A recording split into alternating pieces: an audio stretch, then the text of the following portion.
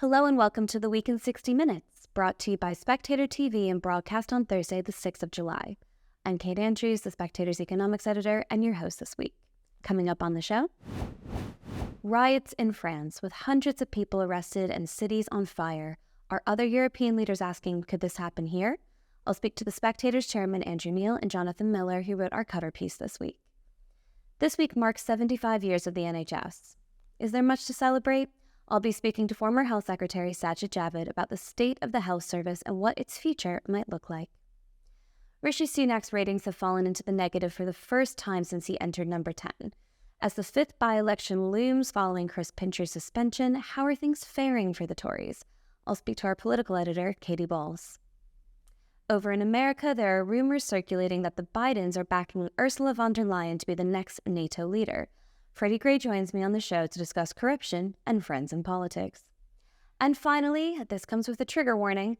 Following the decision made by a publishing house in the United States to put a trigger warning on Virginia Woolf's work, who might be flagged next? I'll be speaking to Tom Slater from Spectator.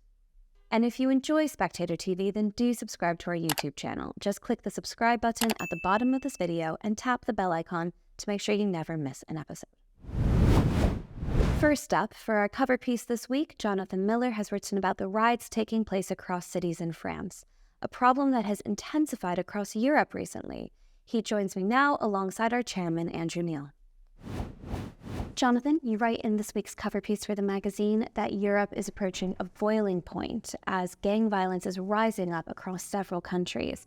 I want to start by asking you about the recent riots in France. What's it been like living there? Well, in our village, it's been utterly unremarkable, except that the conversation in the cafe is one of enormous annoyance that this should be happening yet again. France is in an almost perpetual state of rioting and attacks, but this was unusually severe, and it was provoked by the death of this 17-year-old boy in the suburb of Paris who was shot by the police refusing to stop for a control. And a bit like George Floyd in America, a person who did not have an unimpeachable character. Nahel also was involved with gangs. He had 14 previous encounters with the police, but his killing was enough to provoke an insurgence, really, across France in these banlieues, terrible suburbs that surround every French city. And it went on for several days. Hundreds of police have been injured. A number of people have been killed. The government initially appeared paralyzed, but with the police action, it seems for the moment to have subsided. But although it's subsided, the low-level intensity of gang violence in France continues, and the fundamental problems are not solved. No politician seems to have a clue what to do about it, and sadly, the prospect is that it could become worse. Jonathan, you write in your piece that, like many riots across many countries, there will be some people who are actively pursuing a sense of social justice, but there will be other groups who are trying to capitalize on the moment and cause chaos. What's the balance like at the moment in France? I would say that most of the really violent action was committed by opportunists and gangs, because looting a shop or burning down a supermarket or a Renault dealer is not really a form of protest. That sort of violent behavior is more classified as a sort of insurrection or a criminal opportunism. There are those who've protested the situation, but even there's some questions, just exactly what the circumstances were. And it will remain for the criminal justice system to determine exactly what happened. Andrew, what do you make of Macron's response to these riots? Well, he survived them. He survived the Gilets jaunes, which were much more extensive demonstrations and pretty violent in Paris and other big cities for a while. He survived the anti-pension reform demonstrations as well. He saw them off, and he's seen this off. It's all beginning to peter out. There was a lot of sort of excited coverage, particularly in the Anglo-Saxon media, including, may I say, the Spectator Online, that France was on the brink of civil war and riots that would bring down the government and the army would have to be deployed. It was all stuff and nonsense. These things happen.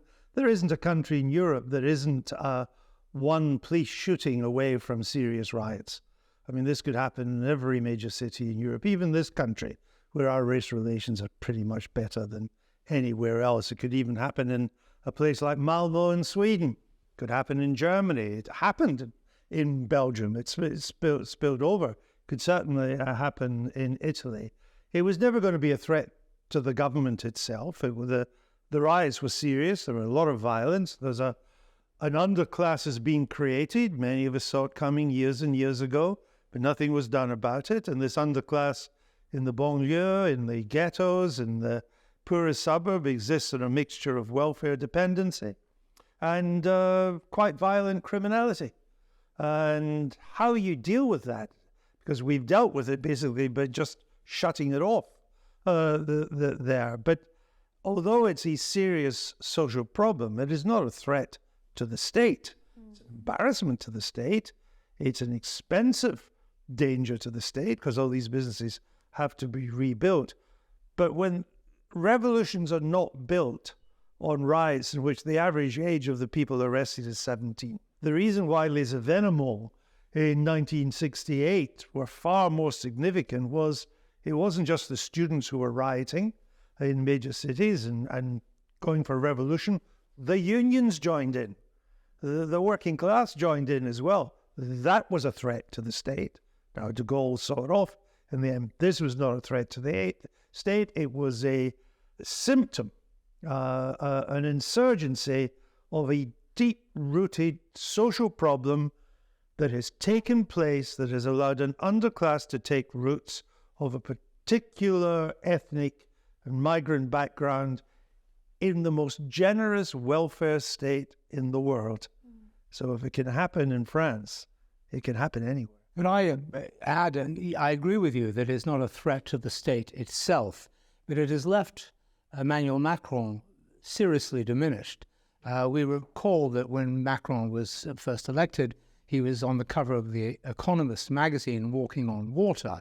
And after the passage of Merkel, his ambition was to become the leader of Europe. That, can I just remind you, that's also the magazine that had Angela Merkel as the leader of the world.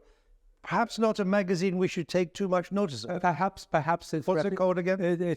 I forget, but I think we both used to work there, actually. We did. That was when dinosaurs walked the earth.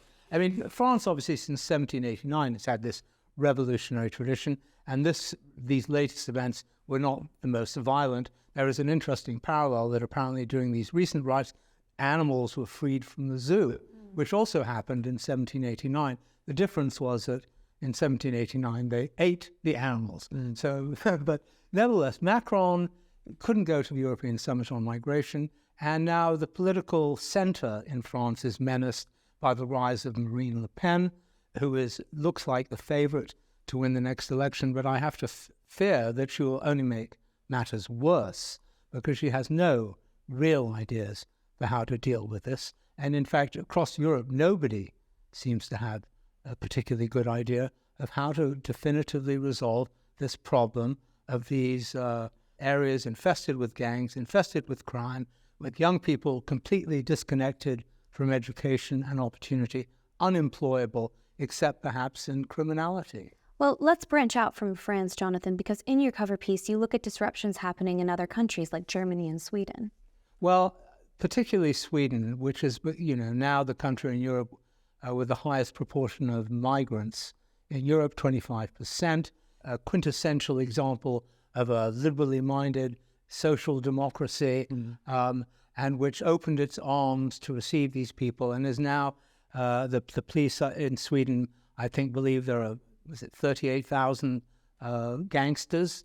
They're mostly young. They're incredibly violent. The Swedish criminal justice system is really quite incapable of dealing with them.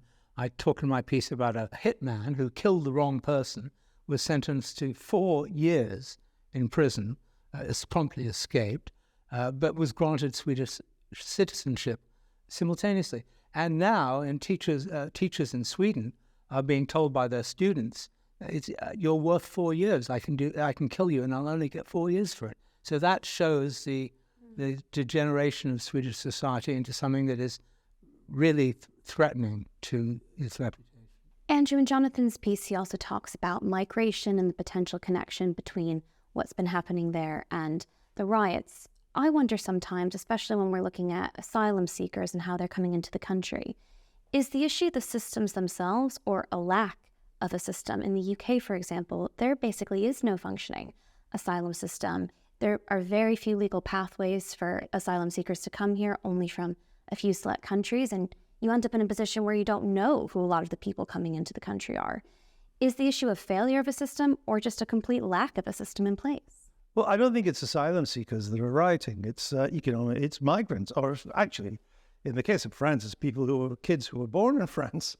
They're French, but they don't feel part of French society, and it's quite hard to know exactly what could be done about this. After all, one of the features, the ghetto is an American expression. And one of the features of the ghetto historically, say in the 60s or 70s, was mass unemployment. Well, actually, there's a huge labor shortage in France at the moment. People are crying out for labor. That's true in Britain.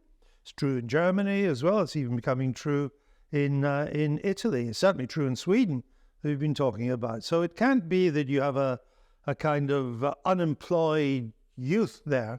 I think a lot of these youngsters have found it culturally more attractive to be involved in low-level crime than to have a proper job, much to the despair of their parents, who are first-generation migrants and wanted to make it in France or in the countries that they've gone to.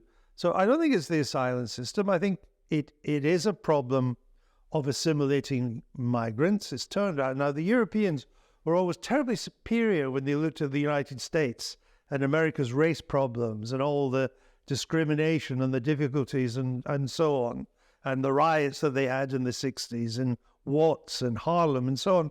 Well, they don't look so superior now because actually Europe, excluding Britain, Europe has proved to be much less capable of assimilating and absorbing large numbers of migrants than America, which is built on migration, or even Britain.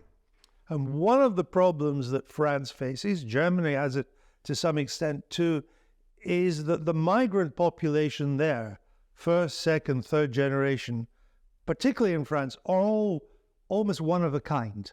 They are nearly all of North African extraction or origin or culture, and they're nearly all Muslim.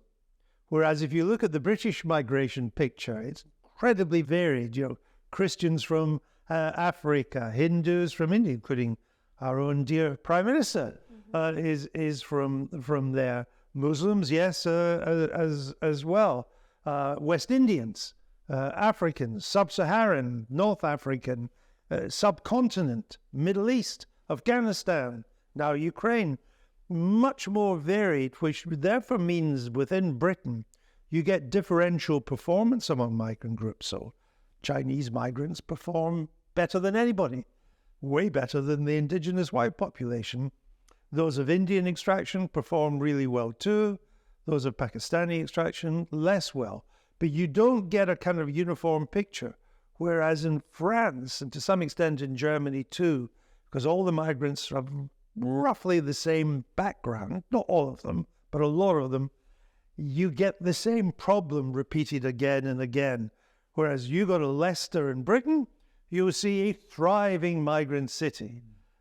Go to Rochdale, you see a not-so-thriving migrant city. I'd have to say, coming back to England for one of my brief visits, one is slightly encouraged by the different situation in Britain compared to France. I think in France, there is really an almost institutional racism. These kids have very little access to higher education. The women are invisible. Whereas I come to London and I see the splendid example of how people can rub against each other and live happily, which is not to say that Britain is necessarily immune. It may just take one police. We had, the riots in 2011. We've had, there are local difficulties. The idea of a national eruption is somewhat improbable in Britain compared to France. Well, that's the last question I want to put to you. Andrew, you mentioned this at the start of our conversation, that you think that these kinds of disruptions, these kinds of riots could be set off. in other countries. Do you think other European leaders are looking at the situation in France and to some extent Sweden and Germany and thinking we could be next? Oh, I think there's no question about that. I think every leader in Europe, including I would suggest our own dear Prime Minister should be thinking this too, that we're all only one police bullet away from a riot, particularly if that police bullet is fired in suspicious circumstances, circumstances that become hard to defend. Whatever we'll find out in the end. More visible on social media. Yes, and social media has made it much worse. Social media has made it much worse, and this was demonstrated with George Floyd in America, with these were propagated. And of course, one of the things that Macron has done is imposed really quite tough censorship on social media for the diffusion of these videos. Which can certainly backfire if people think things are coming up. I think this was the action of a totalitarian state, and I'm no fan of Macron, but he has a point that Twitter and Instagram create a kind of mass sort of psychosis in which people see people doing terrible things and imitate it. The final point, though, that I'd like to throw into this is just as in France, we're seeing the rise of Marine Le Pen and her renamed National Front, the Rassemblement National. I think this is going to track Europe more broadly to the right. And we're seeing in Spain there's a general election coming up in which the traditional socialists are being outpaced by a right-wing party. We see this in Italy, where Meloni is prime minister. She's often described as extreme right. She's not extreme right, but they are right. The problem is that in common with all these right-wing politicians is none of them really have a clue what to do. And they, like all politicians, they think that saying something is the equivalent of doing something. So you're hearing a lot of words. We have to cure this problem. We have to address the issues. What exactly are the policies? I mean, Europe has had a lost decade. After the Euro crisis, unemployment rates were, scary. Among youngsters, I mean, the unemployment rate in Italy among young teenagers reached 40% at one stage. It was a disaster. And I think there's a danger is that Europe now faces a second lost decade too, particularly if the ECB keeps on raising interest rates and tightening money. There'll be another decade of no growth. That makes it very hard to solve problems. I don't say growth on its own solves the problems, but it does make it easier to deal with the problems. There's more money in the treasury to deal with them. That does help. I think the other thing related to France that I find most scary is that these riots, as they have in America, and the cultural significance of America is unbelievable. I don't believe this would be happening in France over the past weekend if it hadn't been for George Floyd in the first place. That set the example of what you do when people in the poorest parts see what they think a racial injustice on the part of the police. You riot, you set fire. And indeed, this time, unlike 2005 in France, they went into the city centres. In 2005, they largely stayed rather stupidly burning their own regions, their own areas. This time, they were the expensive ones. And I think the danger, as this encourages extremes, so Mélenchon on the left has been in there stirring things up. He's a kind of pugilist populist of the left. And of course, as Jonathan says, Madame Le Pen has had a new lease of life. The real danger in France is that the mainstream right and the mainstream left are dead in the water. Macron killed them. They barely exist. But Macron can't run again as president, and I suspect his party falls apart when he goes, that it has no future beyond Macron. So what's the political response? The centre cannot hold, to quote an Irish poet, and the extremes are rampant, and the riots make that worse. I think that's the political danger of what happened in France over the past week. Andrew and Jonathan, thanks for joining me. Next, the Prime Minister, opposition leader, and even some members of the royal family gathered in Westminster Abbey this week to sing the praises of the NHS. Now 75 years old, isn't it about time we had some of those difficult conversations about what's going wrong in the health service? Joining me now is former Health Secretary Sajid Javid. Sajid, thank you for joining Spectator TV. Thank you. To start, we've had 13 years of Tory rule. How is the NHS doing now? Well, the NHS is getting record amounts of funding. It's dealing with more people and more patients than ever before in its history. It's got more doctors and nurses than ever before. It's had to deal with a pandemic, which we haven't seen the likes of for decades. And so in many senses, it's doing well in terms of looking after so many people. But when you compare the NHS to other universal healthcare systems in countries we often compare ourselves to, our neighbours in Europe, Australia, Japan and other places, the health outcomes, which ultimately I think is what matters most to people, are definitely not as good as they should be. You've become very vocal recently about calling for change and calling for reform of the NHS. What has propelled you to do that? Well, after having been health secretary and as well as having obviously other jobs in government, which was dealing with the Department of Health and Social Care, it's become more of a challenge, I think, because of the pandemic. But even before the pandemic, I think we could see, because of an aging society, because of the changes in the burden of disease, especially since the NHS was created, because of the expectations that people rightly have for the latest drugs and treatments.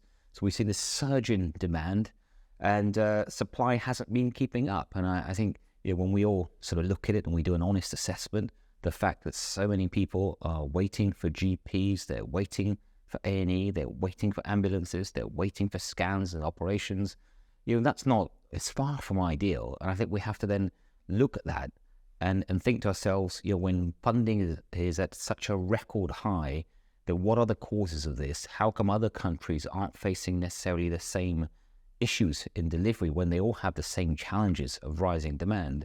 And I think we have to, as politicians, be honest in our assessment. And instead of what I think sometimes is a sort of politicians are sort of leaning into adulation, competing with each other, is to say, look, where the NHS works well, great. But if it doesn't work well, if it's not delivering what British people would rightly expect, we should be honest and have an assessment and have a serious debate about its future and what's the best way to make it fit for the future. I remember when you became health secretary, you made a point of not wearing that NHS badge that many health secretaries before did. And I seem to recall that the suggestion was, I don't want to be glorifying the system. I want to see what works and what doesn't for doctors and nurses and patients and the rest. Yep. But you were by no means as vocal as you are now about the necessary reform that you think needs to take place. What is going so wrong in the political discussion that it takes an MP who was leading the health service but has now announced that they're going to be stepping down and not running for re-election, that only at that point do politicians tend to feel comfortable to start talking about this stuff? Well, I think that, you're right, it is about politicians. It's not one particular party. I think all the major political parties have been, really, when it comes to the NHS, just sort of focusing on almost treating it like a religion, like the rest of the country, as though it's above criticism. And at the end of the day, we must remember it's a health service, and it's there really obviously for all of us. But what we want out of it are the best outcomes. And I think where politicians get stuck really is that they are very afraid to speak honestly and openly about the challenges of the NHS and how to fix them, because frankly they just don't want to get their head shot off. They just feel that they think that's not what the public want to hear. But interestingly, I've started talking about the NHS a lot recently, as you say, about the future of it, because I'm deeply concerned about it. And just the last couple of days, I wrote about it in the Times and elsewhere. And I can tell you, just today, I've had so many emails from people, from the public, coming into me unsolicited about my comments. The vast majority in support of what I'm saying, which is let's have an honest debate, let's have a royal commission. But interestingly, when I was looking at them earlier today, so vast majority in support, but most of those that are in support from people working inside the NHS, doctors, nurses, consultants, and inside the NHS, talking about this and saying, it's great that you, Sajid, Tony Blair today, and others are openly talking about the kind of things that need change. Yeah. Another politician talking about change is Shadow Health Secretary Wes Streeting. Does it worry you as a Tory MP that Labour might be bolder on this topic and might be offering up more solutions come the next general election than your own party? No, not really. Look, I want to see a NHS that's fit for the future. And I think to get there, we are going to need politicians on all sides to work together. One of the things that we've had in this country for many, many years is a sort of settlement, let's say, on the NHS, a political settlement. And by and large, for many years, that served the country well, up until more recently, where these challenges that we now face, that sort of settlement almost is stopping an honest debate. But going forward, if we don't want the NHS to be used as a day-to-day political football, I think getting all politicians to agree that there are some serious problems, that it does require an honest assessment, and there are an agreeing way forward. Now, I think the way forward is a Royal Commission. I read the other day that West Streeting is saying it's not a Royal Commission, but I think that actually getting all politicians to agree to a way forward to an honest assessment with experts as well as politicians involved, and then when this Royal Commission reports back, having the government of the day make the decisions as it should in a proper democratic fashion is the right way forward. I want to ask you a little bit about money because, again, you were Health Secretary. You will have had detailed understanding about how much money is really funneled into the health service. I think it's now approaching about 44% of public service day-to-day spending. I think there's this almost universal assumption that one of the struggles for the NHS is that it was so badly underfunded by Tory governments during the years of austerity. But if you look back and you look at government-only spending, the NHS consistently ranks in the top 4 countries in the OECD's rankings for government-only spending. Do you think that money is the problem? Do you think the system is the problem? One thing I'm curious about is whether or not the system is actually stopping more money from going in. Because if we look at these other universal systems, they're much more pragmatic about combining state and private sector money to top up their health service. Yeah, the NHS, as we know, relies almost entirely on taxpayer funding, unlike, as you rightly pointed out, many other, well, actually all other universal healthcare systems. So when we talk about countries like Germany and France and Italy and Japan and Australia, right, all of them, right? Now, but they all those countries, by the way, by having a universal healthcare system, unlike, let's say, the United States, which is a system I would not want to see anything like that here in the UK. If you compare ourselves to other European countries, as you say, they have funding from multiple sources. Now, the lion's share is probably still coming from the state one way or the other, but people are able to contribute, and in almost all those countries, they contribute in a means-tested way. So the end result of that is that, as a value I think we can all sign up to, which is that anyone in a country, no matter who they are, should get world-class healthcare, but based on their needs, based on their on their means and their ability, right? So your means should not hold you back from getting the care that you need. And so that's how these countries have approached it. What happens in the UK, and I haven't seen this just from the perspective of the Health Secretary, but as Chancellor as well, is that when any Chancellor, when they're allocating funding, of course, there's many other trade-offs to be made. You need to, what about education? What about, especially now, defence costs are going up, interest rates are going up. All of those need government funding as well. So inevitably, there's trade-offs, and a Chancellor will look at the biggest budget in government, the NHS, and inevitably the NHS will have to be a consequence of that trade-off. So to avoid that to some extent, I think having a look at other models of care and how they're funded is the right thing to do. But also is to, when you look at the overall funding, is to realise that it's not a question of funding, in that other countries with less funding seem to be getting better outcomes. So you have to look at the model, and you have to look at many other aspects of healthcare. I think it's very interesting that you've had so many people writing to you since your comments in the Times, saying that they, broadly speaking, agree with you. How do you process getting these messages from patients who are having a tough time with the sights that we saw this week at Westminster Abbey, with politicians praying over the NHS, doing readings, essentially giving sermons? I mean, in my mind, it really doesn't add up.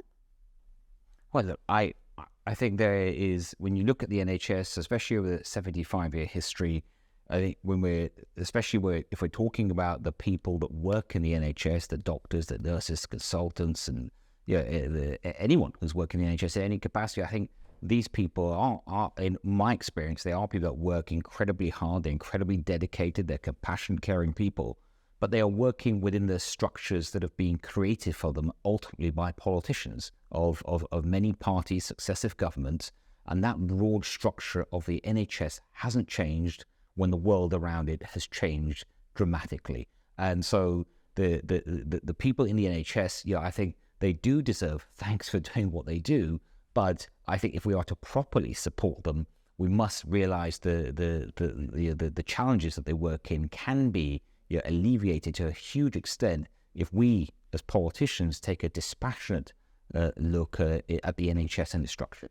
Last question.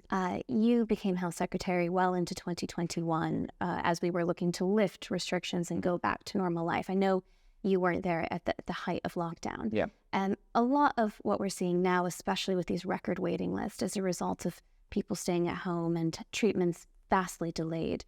Do you think in retrospect that stay-at-home messaging to protect the NHS was a mistake?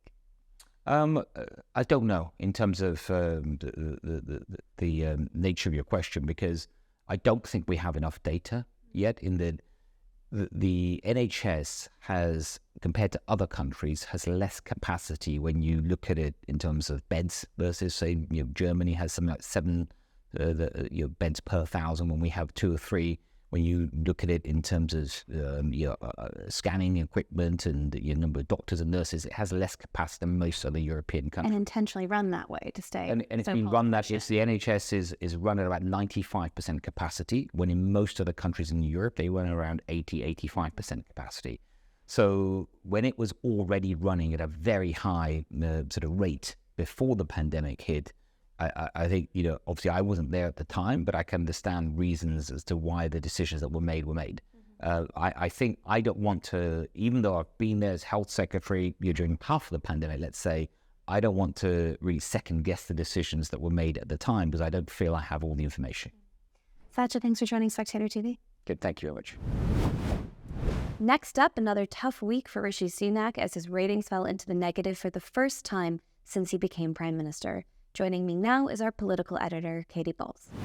Katy, thanks for joining Spectator TV. So the Parliament Standards Watchdog has recommended that Chris Pincher be suspended as an MP for 8 weeks following investigations of sexual misconduct. Now, this scandal brings us back to the Boris Johnson era. Really, it was the revelation of the scandal that started some of those resignations that ultimately led to Boris Johnson leaving. Can you remind us of the situation and also tell us what happens next? Chris Pincher ultimately was accused of groping an individual at a late-night event. It was then Number 10's subsequent mishandling in the view of MPs that triggered, as you say, those mass resignations. And this report looks into the alleged incident. And as a result of what they say is Chris Pincher's behaviour, he is now facing an 8-week suspension. Now, that means that there's not definitely a by-election, because there has to be a recall petition, and then you have to have 10% of the constituency sign it. But if you think about the way these things go, it's very likely that this will now be a by-election. And that means Rishi Sunak already has 3 by-elections on the 10th of July.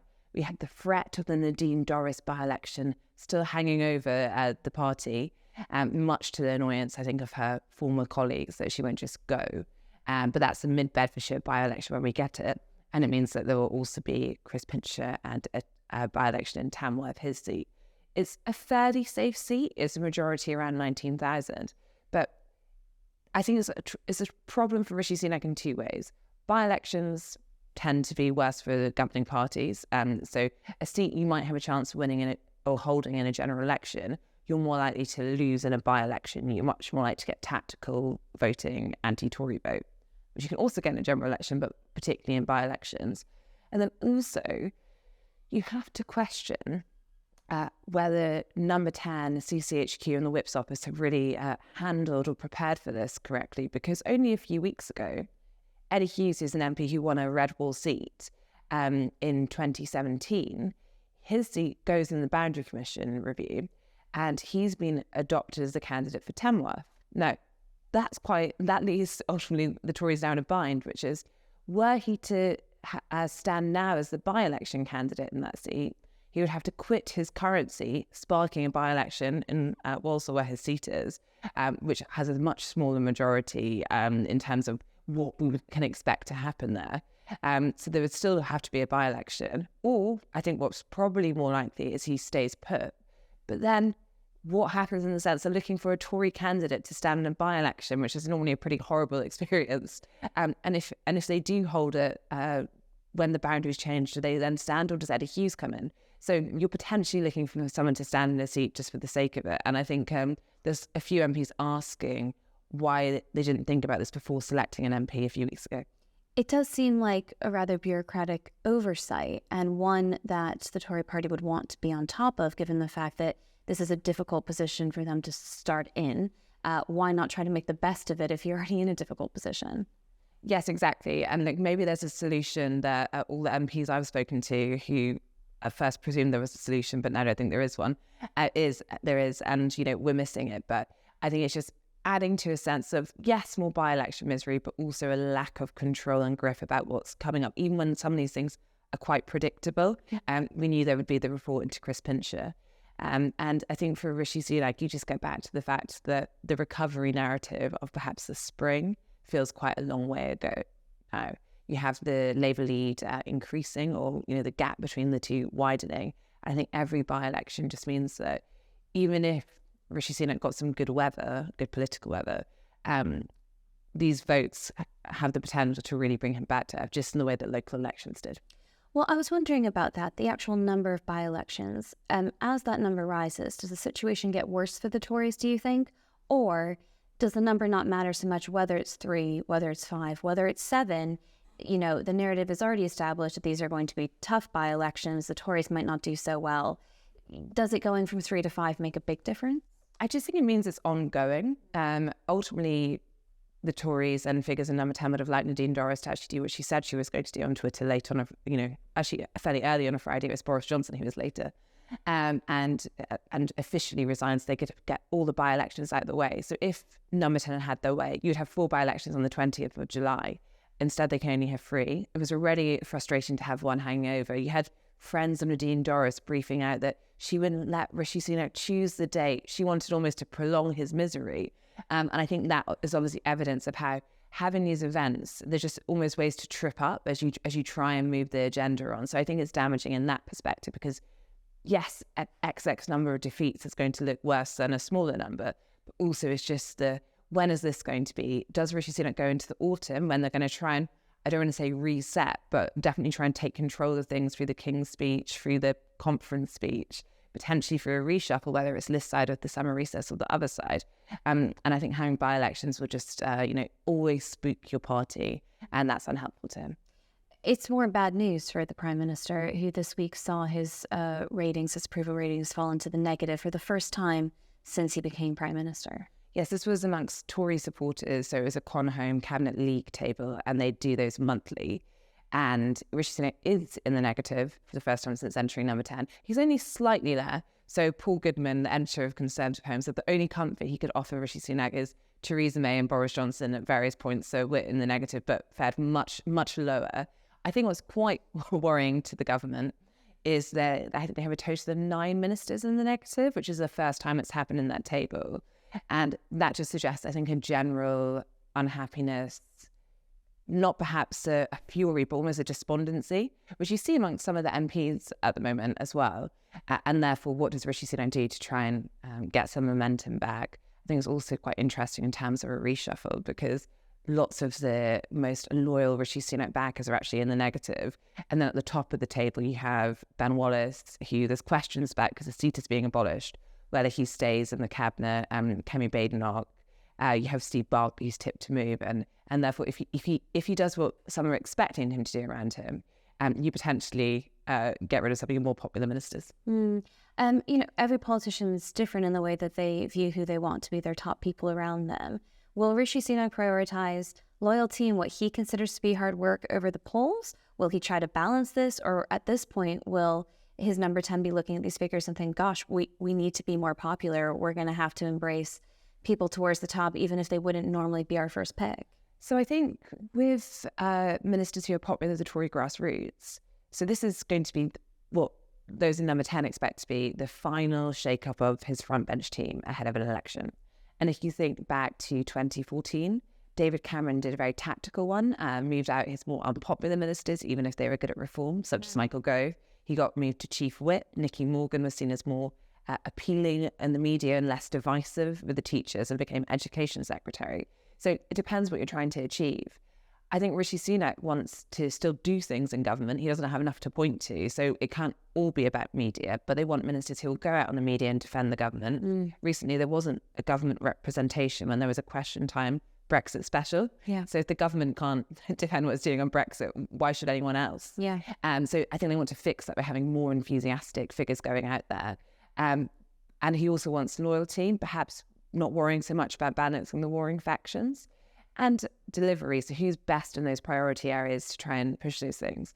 But I think the reason this poll actually is quite important is if you think about the election next year, they are going to need to get activists out. They're going to need a good ground game. And that's very hard to do when you have an unmotivated base. And therefore, I think you have to be a little bit careful about doing anything that's going to turn away the membership and make them less inclined to actually get out in what's clearly going to be a very difficult election campaign. Looking at a different party and a potential government in waiting, certainly they think. Labour Party's leader, Keir Starmer, gave a speech this morning on his 5 missions, not 5 pledges and promises like Rishi Sunak, missions, but the emphasis was on education. What is the Labour Party telling the public? So this is about opportunity, is how they're branding it as a mission. But as you say, it's education policy is the main focus. And I think actually probably one of the most interesting things that they've been talking about is oracy. Which is effectively making lessons when you're teaching children in school, making how you speak and making sure you can talk and explain your ideas and almost public speaking, but just building up that confidence as something that would be a key part and making that compulsory and pitching that in the sense of they think that would do a lot when it comes to, well, you sometimes see the difference of some leaving private school, very confident public speakers, and some who leave and are very nervous about that. So I think that's probably the announcement that's got the most traction so far. But we also know some of Labour's other policies on schools, so abolishing, VAT relief when it comes to private schools. And those plans are staying put. So I think all in all, they're trying to pitch themselves as much more on the side of state schools. I think that's fair to say. But using that as a way to say, opportunity for all. And the question, of course, is what consequences has in terms of some of these economic measures in terms of the future of private schools. Yeah. Labour argue it will make no difference, but obviously the independent school bodies say quite differently. Indeed. And I think there are questions about whether or not the money that they think they'll raise from abolishing that VAT relief will actually be raised. And also that money is doing a lot of work. You often hear when, the non-dom money and the private school money in terms of how it is apparently being spent is pretty wide for quite small pots of money. Yes, it's almost like it's the new corporation tax hike of the Jeremy Corbyn years. But I mean, this is a serious point for the Labour Party. They've had to scale back some of those pledges they were making around green investment. Rachel Reeves made the announcement she was going to be scaling back that $28 billion. That Labour would eventually deliver on it, but not right away. That might have gotten more traction if big Boris Johnson news hadn't come out a few hours later. But they clearly want to spend more money, but they know that they need, the optics at least, need to make this seem like it's costed. Yes. And I think Rachel Reeves, exactly as you say, is prioritising that above other things, hence the 28 billion borrowing for green jobs has been scaled down. Though interestingly, at this launch of Keir Starmer, you had protesters who actually turned on him for watering it down, suggesting he was abandoning climate change.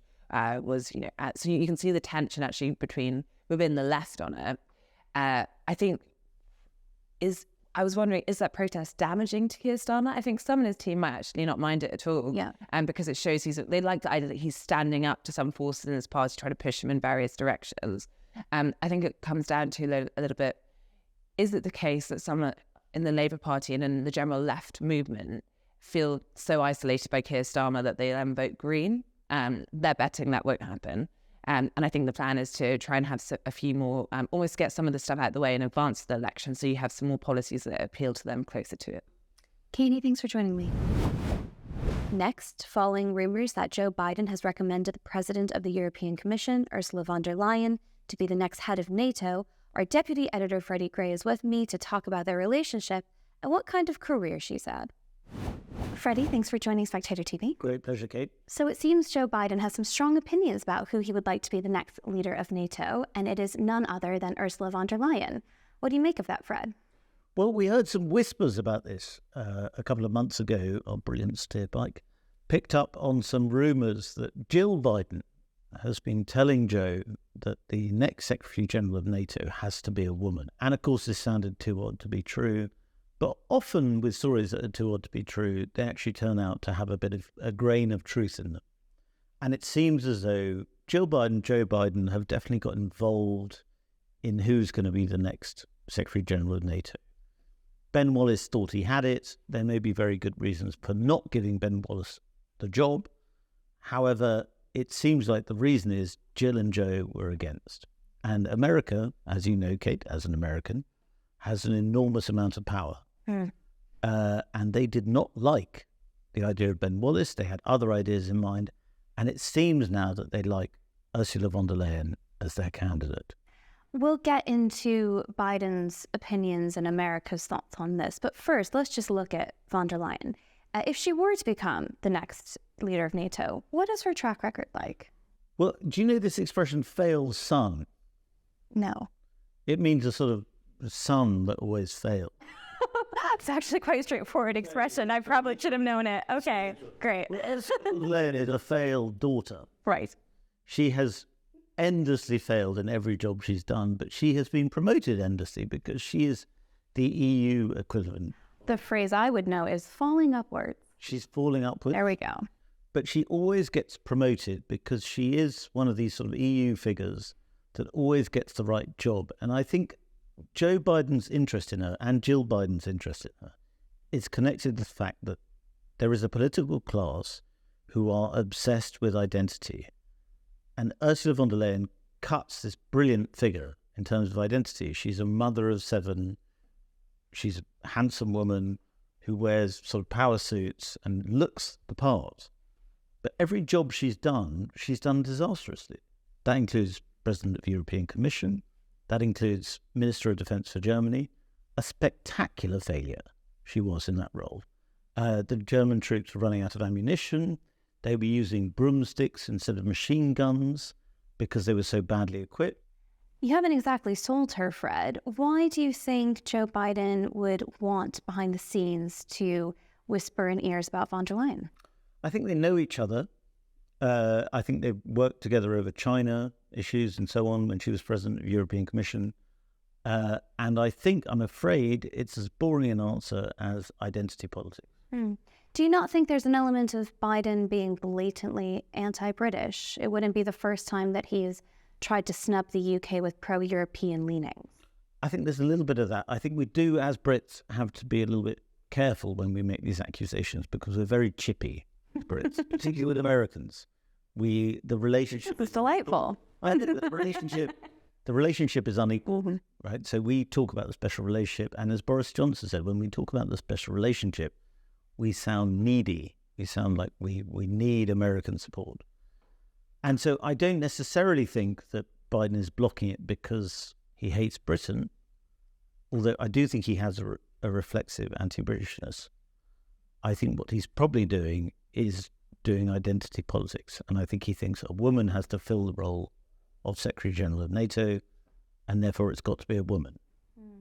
If Ben Wallace was a woman, he might get the role. Biden is going to be traveling back to the UK shortly. What do you think we can expect from that trip?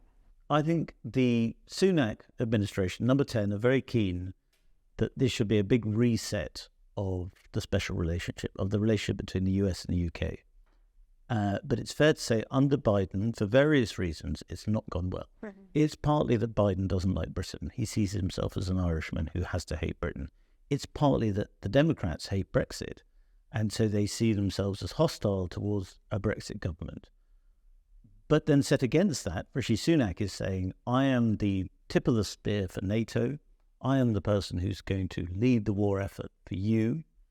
And so in theory, they have much more in common in terms of geopolitics than they have separating them. But I don't think he's been very receptive to Britain, and I think that's a problem for us, certainly, and possibly for America. Freddie, thanks for joining me.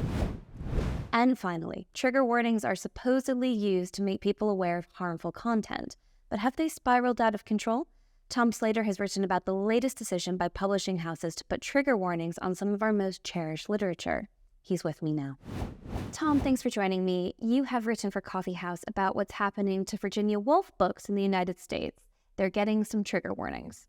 Yes, this is a very strange one. So Vintage US, the publishing house, has issued these new editions of To the Lighthouse, Virginia Woolf's 1927 novel, in which it essentially warns readers that it was written in 1927, and then therefore it might not perfectly reflect all of the attitudes and views that we hold in 2023. It goes as far as to say the reason that we published it unadulterated and unchanged is not to endorse those particular views.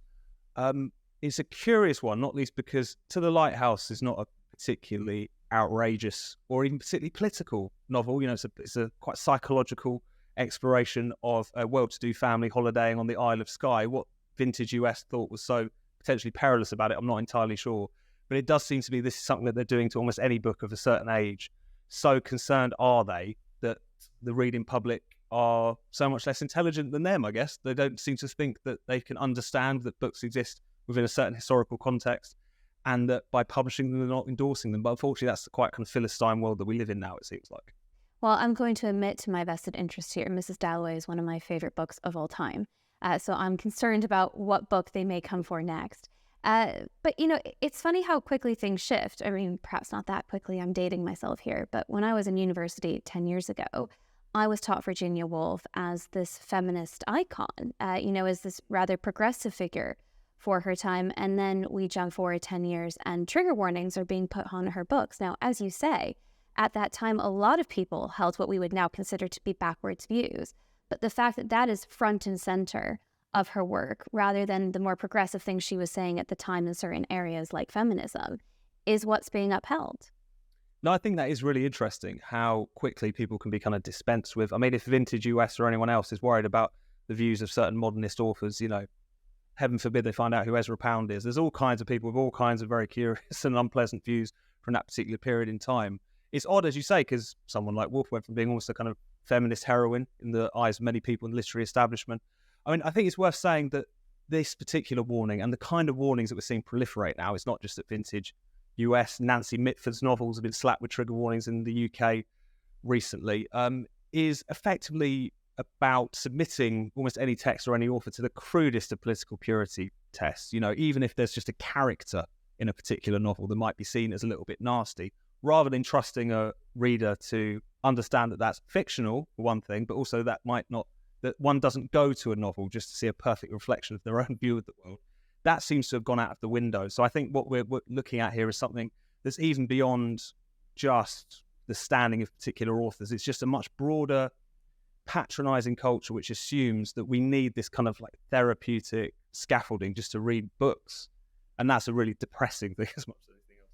That's an interesting point about trust. I've been reflecting on that point as well. It doesn't always seem like it's so much about the content of the book, but rather how the reader will interpret that content.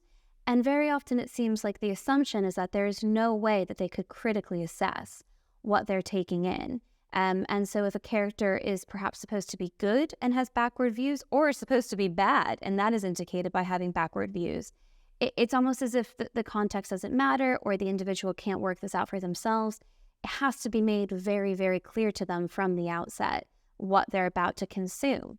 No, I think that's exactly right. And it's so deeply, genuinely offensive, I think, to the intelligence of the reading public. I think going back to that Nancy Mitford example, so her book, The Pursuit of Love, was published in 1945. Penguin bring out this new edition, and they say that it contains prejudices that were commonplace in British society at the time. They even went the extra step to say that those prejudices were wrong then and wrong now.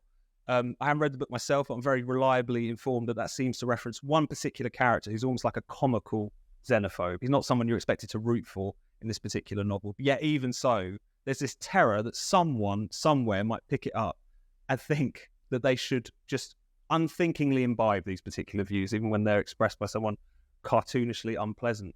So I think that lack of trust in the audience is definitely there. I think the other thing that we need to be very cognizant of is the fact that this culture of kind of almost comical offence taking that we're seeing, this desire to preempt what are seen as the thin-skinned concerns of some imaginary reader. You know, we used to see this a lot on university campuses. We still do to a large extent. There was often, I think, a complacency that kind of culture of trigger warnings, which is where on university campuses was certainly where they first took root, that all of that was basically just student fripperies and that it wasn't going to escape into the outside world. I think it's very clear now that we all kind of live on a university campus now, that those students who 10 years ago were making headlines by calling for trigger warnings and all kinds of books, they've gone out into the world of work, out into our institutions, out into our publishing houses, and they haven't left those prejudices of their own behind. They want those places to be a safe space as well. They brought all the bubble wrap and the cotton wool with them. So I think what we need to recognise is that,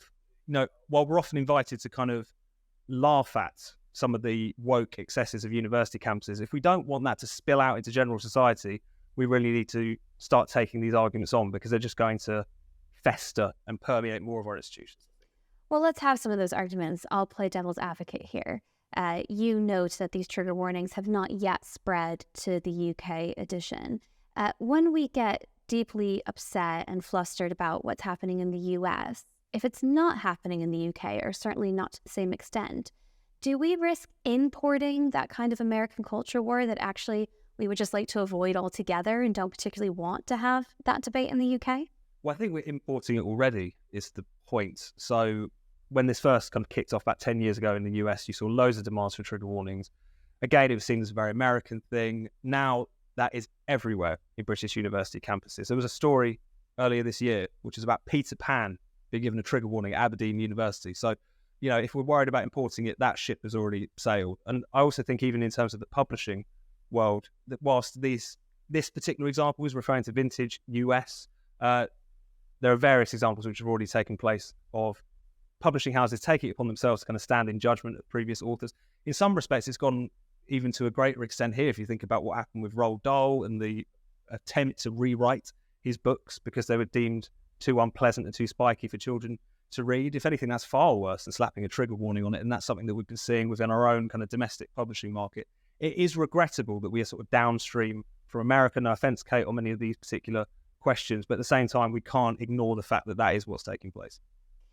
Would you agree that trigger warnings are appropriate on certain kinds of content? Woolf and her books are a fantastic example of how sensitive some people are being. But what about on social media? You get some explicitly violent content going around. And indeed, sometimes that's the point. I'm thinking of something like police violence or brutality against civilians that is deliberately designed to be spread and shared with the masses so that people can react to it. Do you think there should be a warning if you're about to see a real person get stabbed or get shot before you press play? Well, I think when we're talking about things like social media, that becomes a slightly different example because it's something that could quite easily be thrust upon you by the feed, you know. And I think there's kind of questions that social media companies could look into around making sure that people aren't bombarded or exposed to things that they might not otherwise want to see. I think a lot of that can come down to filters and so on. I think the thing about trigger warnings themselves, in terms of usually slapped on books and films and so on, is that there was a kind of acceptable case for it at one point, which is this idea that some people have PTSD, some people have very traumatic experiences, and therefore reading a book that might have a scene in it which might remind them of the worst thing that ever happened to them could be terrible for them, and therefore you want to preempt that.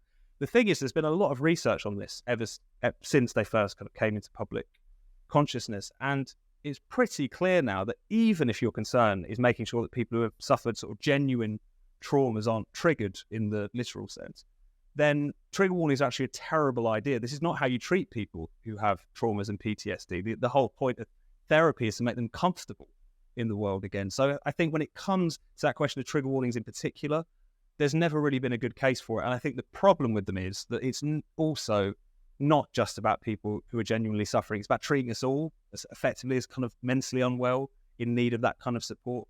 And it's that culture that it feeds of thinking everyone's vulnerable, of thinking everyone's a victim, that I find so objectionable, and I think can't help but breed calls for censorship and much else besides. Is there not simply a case for more choice? For example, Vintage US can put this trigger warning on a book, and if I'm opposed to trigger warnings, I can jump on Amazon and buy an old version of the book. It doesn't necessarily have to be so black and white, does it? Perhaps some people want that kind of warning, other people don't. And surely that's all right. I think choice is an important point. I mean, when we're talking about this particular trigger warning, I mean, it's not as outrageous as something like we've seen recently with the attempts to actually rewrite authors. And I think what was quite outrageous about some of those is where choice was actually removed. It wasn't immediately obvious when they were rewriting Roald Dahl, for instance, so you were going to be able to buy those original versions. That's now the case, but it wasn't clear from the outset. So I'm all for choice. I think my issue with trigger warnings in particular, I'm not trying to suggest that this is like the Stasi or something. It's purely because of the fact that it reflects a philistinism, paternalism, culture of victimhood, which I think is unpleasant. And even though this might not be the most excessive example of kind of meddling with past authors and so on that we've seen recently, it's another reminder that that culture is very firmly held amongst our elite literary institutions. Tom, you've written quite a bit about how trigger warnings are affecting literature. Dare I ask, who are you worried could be the next victim? What's funny about trigger warnings is that they seem to attach themselves to almost anything. I mean, we've already mentioned Peter Pan. I mean, what possibly at a university you can be upset by Peter Pan? Why it's not entirely obvious. There was another one, I think it was in Scotland as well, where Beowulf got slapped with a trigger warning because it contained monsters. And if you wanted another example of how infantilizing this is, surely that is a perfect example. But there's no rhyme or reason to it. I think what we've got is a kind of free-floating culture of offence, and surely a much better way out of this is just to treat university students, members of the public, people who read books as adults and trust them to get on with it. But that seems to be a pretty heretical idea in a lot of literary circles these days. Tom, thanks for joining Spectator TV. That's it for this week. Once again, thanks to Canaccord Genuity Wealth Management for sponsoring the week in 60 minutes. Canaccord will provide you with the expertise you need to help build your wealth with confidence. Visit candowealth.com for more information. Thanks again for watching, and do join us again next week.